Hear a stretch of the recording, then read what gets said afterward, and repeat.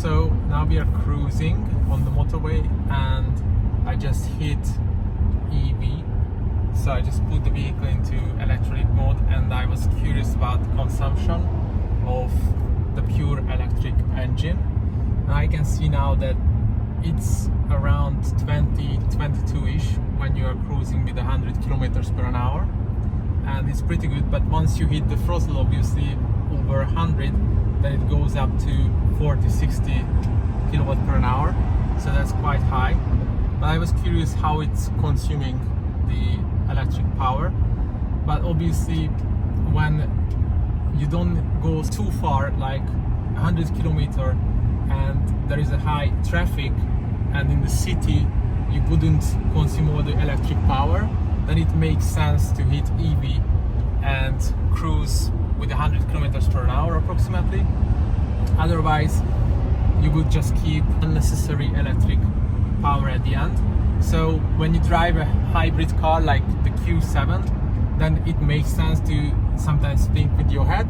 Obviously you are just playing with a few dollars here and there, but you know, it's also fun because you have this sort of car.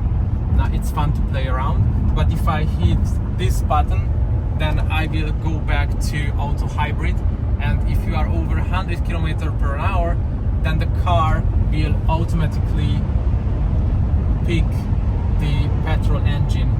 Whereas I hit EV again, then it goes back to electric power only. But over 135, it will automatically go back to petrol.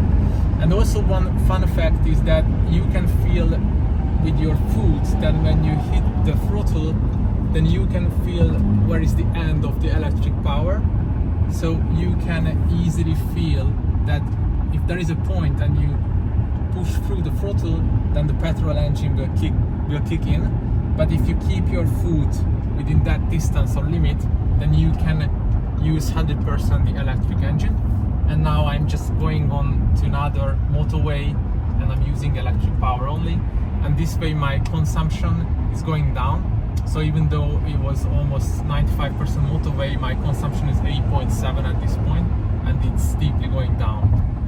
And one very quick note is that you can see in the following pictures how my consumption changed in mostly in auto hybrid mode, although I sometimes use the EV only mode on the motorway.